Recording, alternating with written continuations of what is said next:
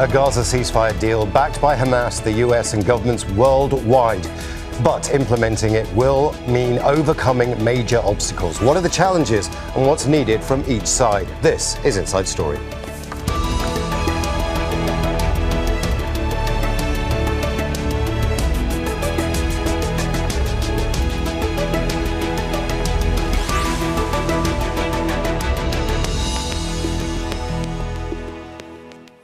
Hello and welcome to the programme. I'm Imran Khan. The last hurdle has been the wait for Israel to ink a Gaza ceasefire deal, one that's been agreed by everyone else, from Hamas, the US and Israel's Western allies, to the UN and governments worldwide. While Israeli politicians squabbled, its military continued to kill with a ferocity more like the start of a war than its possible end. Under the phase deal, Hamas is to free Israeli captives in exchange for Palestinian prisoners. Gaza will get humanitarian aid and its people will be allowed to return to their homes, or at least what's left of them. But in a place bombed to desolation, how can this be achieved and who will oversee the implementation of the agreement? We'll hear from our panel in a few moments, but first, this report from Kulsum Sharif. 15 months of Israeli airstrikes and raids have devastated Gaza. But many of the Palestinians displaced from their homes still want to return when the three-state ceasefire is due to come into effect on January the 19th. During the first six-week phase, Israel has agreed to pull back its troops to the outskirts of the Strip, allowing people to travel freely. After enduring months of unimaginable horror, many are looking forward to reuniting with their families. I hope to see my loved ones and brothers and return to my home. Even though it's been bombed, we will return to our land. It is enough. Desperately needed humanitarian aid will flow into Gaza during this phase, 600 trucks a day. The UN and charities have accused Israel of obstructing aid deliveries in the past by delaying trucks at inspection checkpoints and attacking convoys. The transportation of life-saving supplies is further complicated by Israel's relentless strikes, which have destroyed roads. And there are fears of more looting. Armed gangs attacked trucks in November, forcing the United Nations to halt its operations. UN Chief Antonio Guterres has called for any security obstacles to be removed. The humanitarian situation is at catastrophic levels, and I call on all parties to facilitate the rapid, unhindered and safe humanitarian relief for all civilians in need.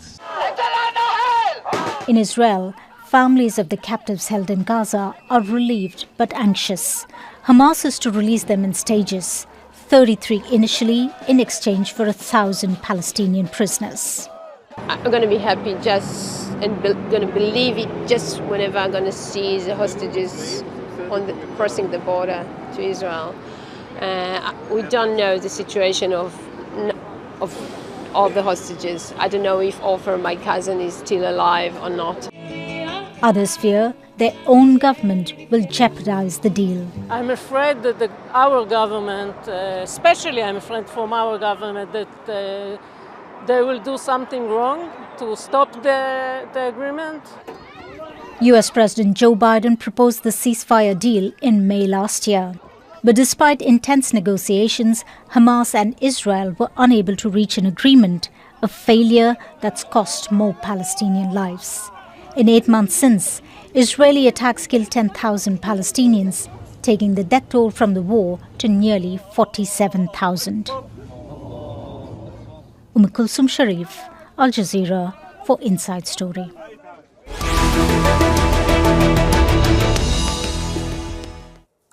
Let's bring in our guests. Joining us from London is Andreas Krieg, an associate professor at the School of Security Studies at King's College London. In Tel Aviv is Yossi Beilin. He is a former Israeli cabinet minister who initiated the Oslo peace process in 1992. And in Doha, Tamer, who is an associate professor at the Doha Institute for Graduate Studies and the author of Delivering Aid Without Government, a book about the reconstruction of the Gaza Strip. Welcome to you all. I'd like to start in Tel Aviv with Yossi Beilin. Yossi, This is a phased deal, a phased agreement that will take place over over several months. But a phased deal is almost certainly going to fail at some point. Is this deal designed to fail? I hope not. You are right that the phased deal is much worse than a deal which can be immediately implemented. Apparently, the parties preferred a phased deal. I don't understand exactly the motivations on both sides, but this is now the situation. This is the agreement that we have, and we should do the best in order to assure that it is implemented and not breached. Let me come to Tamer in Doha. Tamer, you wrote a book about delivering aid into Gaza, the reconstruction of the Gaza Strip. That's part of the deal. But there is no way that anybody could have foreseen the sheer amount of damage that Israel has wrought on the Gaza Strip. This is going to be a decades-long process and it might well be able to begin in the phase deal, but it won't be completed. Imran, true. The reality in Gaza is very grim. We're talking about estimates of between $50 billion to $80 billion. We're talking about decades to come for Gaza to recover, not in terms of infrastructure or environment itself. Gaza environmental ecosystem has been depleted, and it requires decades to recover. It's a very grim reality. There are many questions also. Who's going to pay this bill? The donors community. We know. Globally, donors are facing what we call donors fatigue. With all these conflicts going around in Ukraine, now the Middle East, and most importantly, even if there is a will to finance the reconstruction of Gaza. The international community requires guarantees now and assurances that these funds that will go to reconstruction will not be wasted again in a continuous circle of war. So what I'm trying to say is stability is a must this time. And for me, it's not clear yet. How is this reconstruction process going to kick off? Because again, politically, we live in a mess. The entire situation is still very messy. We see the Americans and the Israelis saying there will be no reconstruction as long as Hamas is in power or in control of Gaza. But at the same time, they are negotiating with Hamas because Hamas did not go away. Tamer, you've made some very good points there, and we have time to get into them all. But I want to bring in Andreas here. Andreas, you've seen the deal. We've all seen the deal. It's a phased deal. What are the pitfalls that you see, the most obvious ones? Where could this fail quickly, or is it going to fail after the first hurdle, after the first phase?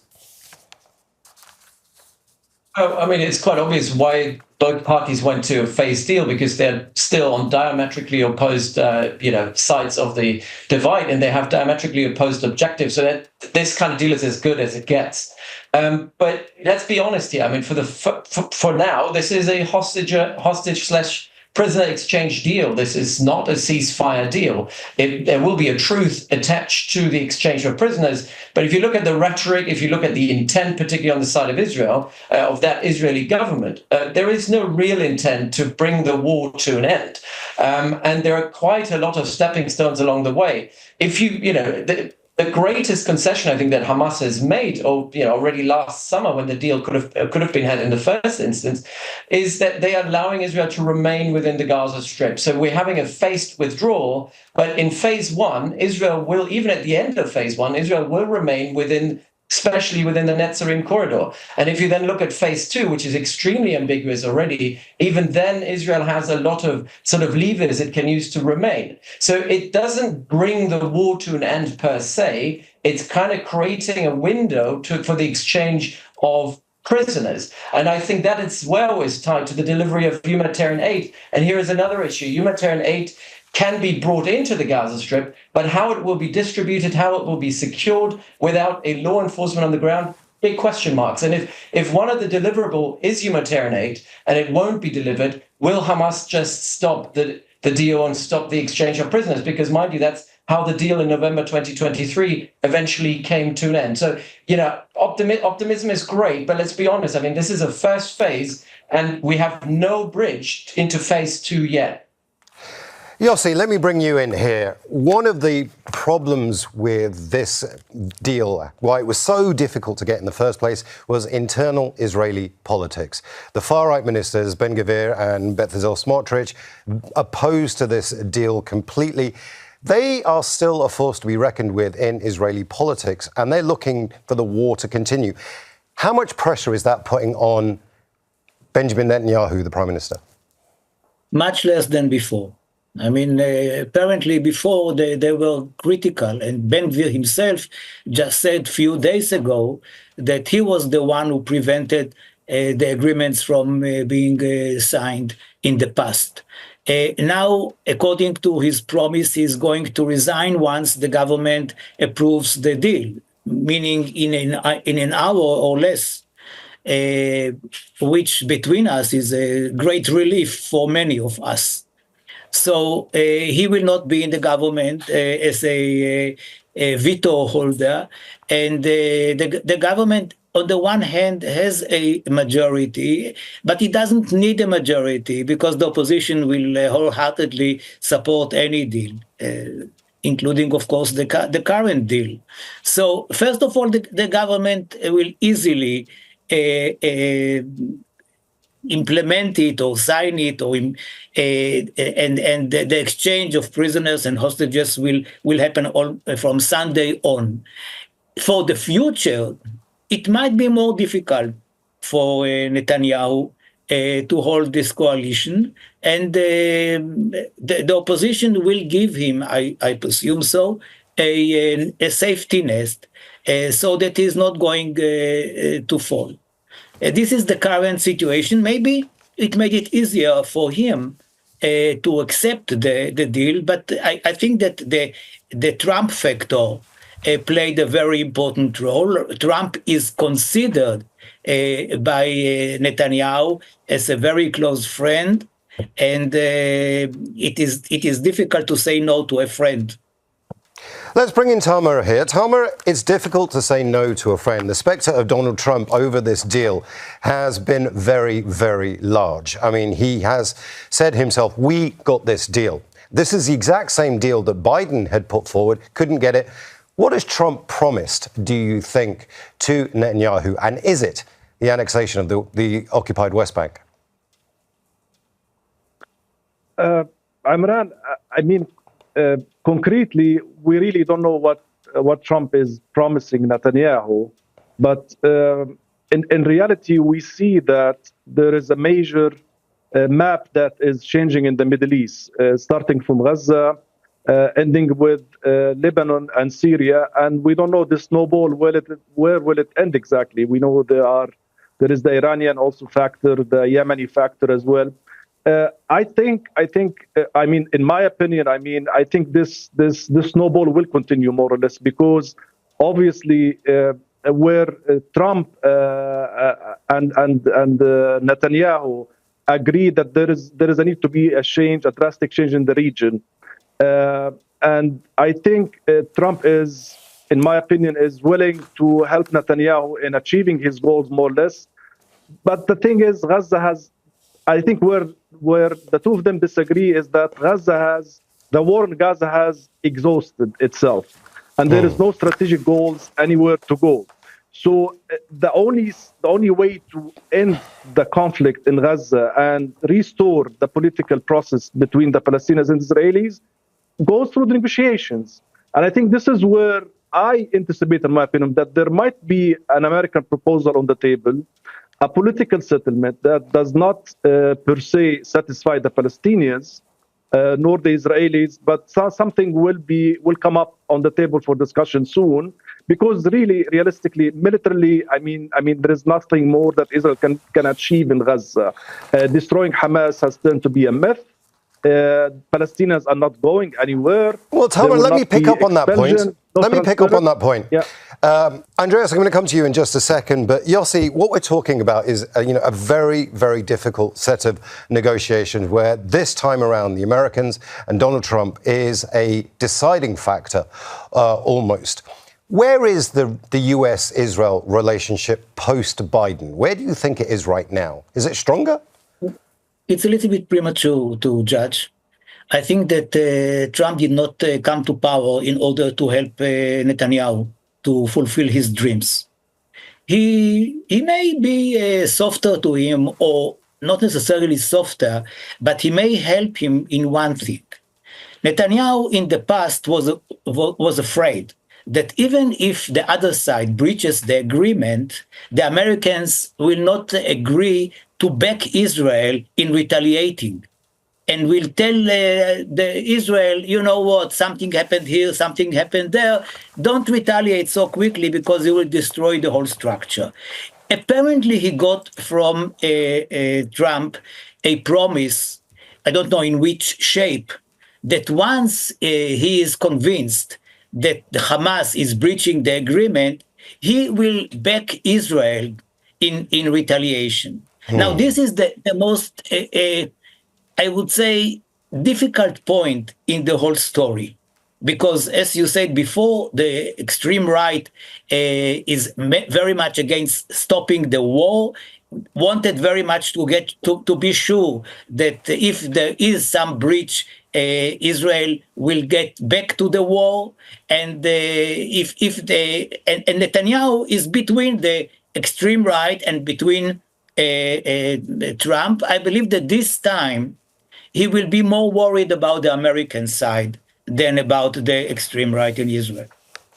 Andreas, I want to bring you in here. There is an element to all of this of robbing Peter to pay Paul. You've got a ceasefire deal in Gaza. It's going to be implemented, at least phase one seems like it's going to happen. But the occupied West Bank, there's still a war going on there. The fear is that the Israelis will shift their focus even more to the occupied West Bank. What will that mean, generally speaking, for any ceasefire deal going forward and any other phases? Or do you think the two things are fairly separate?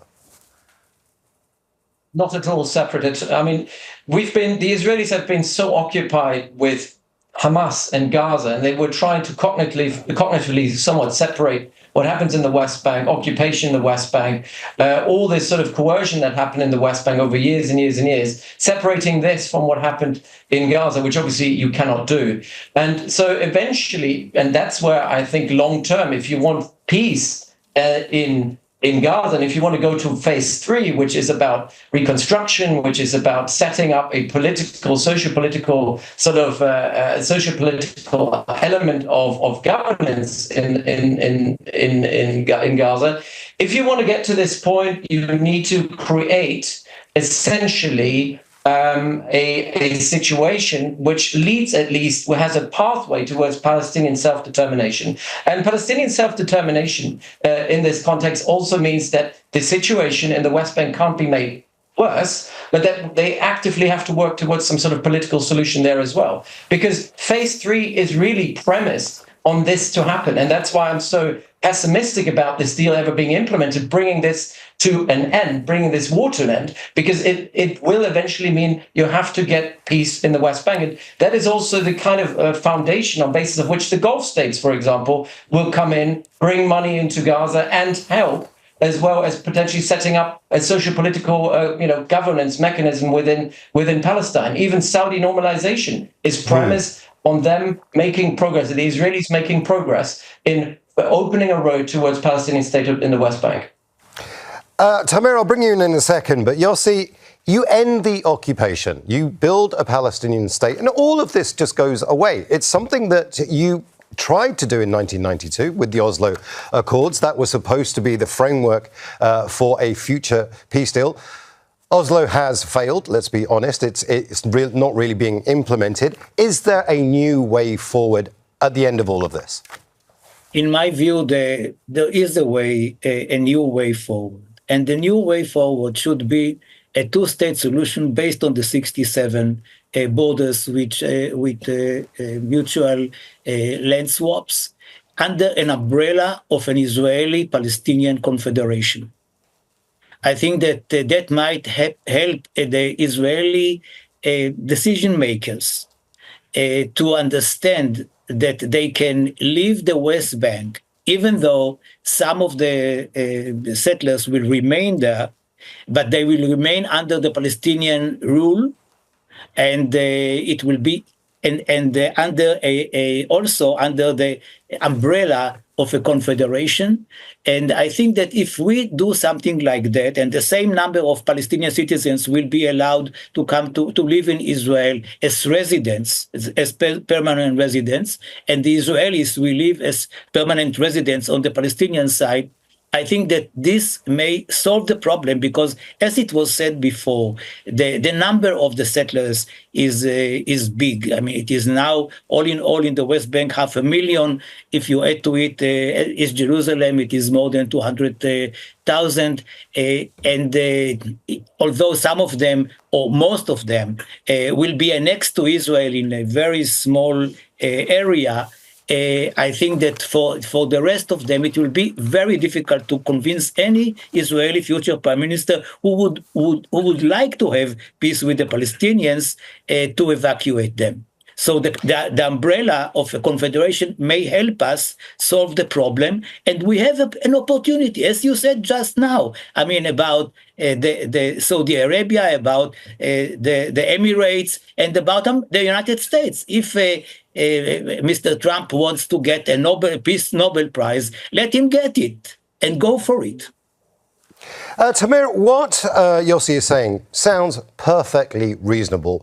But reality is that Israel is an incredibly right-wing country right now. And getting any kind of permanent solution is just impossible. I don't think it's impossible if there is an international will, and especially an American will. And again, where I agree with Yossi is the Trump factor. I mean, if there is anything Trump can offer to end this conflict and to leave this noble legacy for him, I think it's all welcome. But I think, again, whether it's Trump or someone else, the American factor is very important. The U.S. has to look at this conflict strategically, meaning we see all these normalization waves. Most important, relevant Arab countries have already normalized with Israel. The only country that is remaining is Saudi Arabia, more or less, which is a key and influential country in the region. So my question, if Saudi Arabia normalizes, then what we see is a regional bloc which is literally in bed with the U.S., economically, politically, etc. So Israel, in this sense, if it does not change its behavior and ends more or less this conflict with the Palestinians, reach to a just solution with the Palestinians, will also become a liability in somehow to the U.S. administration or to the Americans as well. Because so far, Israel has been justifying this conflict, annexation of land, as an existential threat. But if the entire region has more or less accepted or hinting that it is accepting Israel as a country, as a neighbor, then why not to end the Palestinian conflict? And I think this would be a critical point or a critical juncture if we get to this point where Israel, by its radical, impulsive Tamer, we are running out of time, and I'm going to bring in Andreas here. Yeah, I'm going to bring in Andreas here. Andreas, you've got to get a point where the international community has the will to get a Palestinian state. That's what all our guests seem to be saying. But that international will, that coalition building, isn't as easy as saying, well, Saudi normalizes with Israel and that's the final obstacle over, is it? Or is it as that simple? No, it's not, but I agree with the previous speakers. The key always to get Israel to agree to anything is US pressure. And it comes down to whoever sits in the White House and the willingness of that president to put the necessary pressure on Israel. And I think that's the massive black and white difference that we're seeing between Biden and Biden administration and the Trump administration. I think I want to say, though, that there is agency. I mean, number one, we do need, the Palestinians have to solve their own leadership issues. I mean, that is also part of it. This is not an external sort of thing of the international community has to come around. I mean, the Palestinians need to settle their own differences internally. Secondly, I think the Arab world has a leading role to play in this. The US, especially under Trump, will not lead a strategy because that's not what Trump is interested in. He doesn't have a mandate to solve peace or to bring peace to the Middle East. But I think what is important is the Gulf lobby. The UAE, Qatar, and Saudi Arabia have extensive networks in Washington. They have extreme ways in and influence into most of the key brokers of that Trump administration who will play a role in the Middle East, including Witkoff.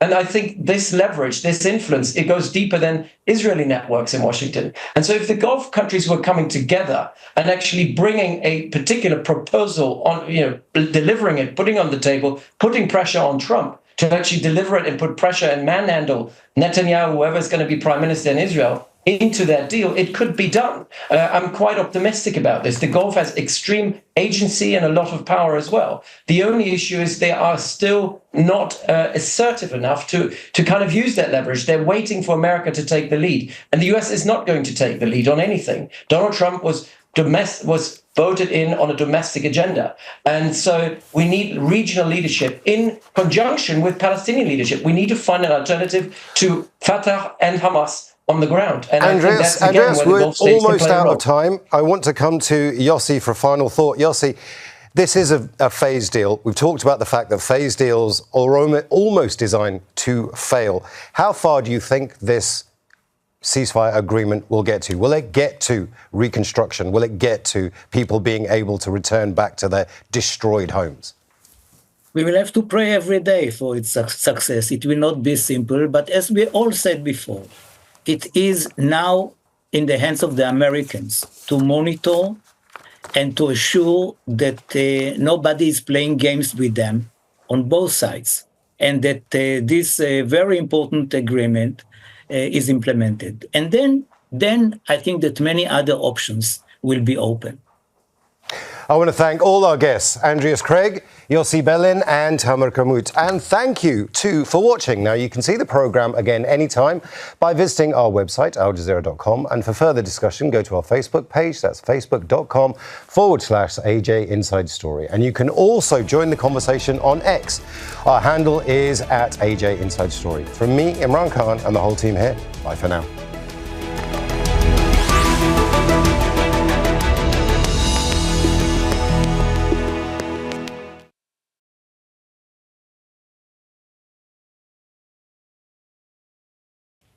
Make sure to subscribe to our channel to get the latest news from Al Jazeera.